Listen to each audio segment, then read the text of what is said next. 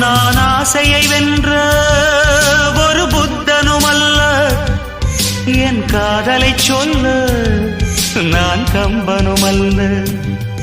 உன் காது கடித்தேன் நான் கனவினில் மெல்ல, இன்று கட்டி அணைத்தேன் இது கற்பனை அல்ல. அடிமன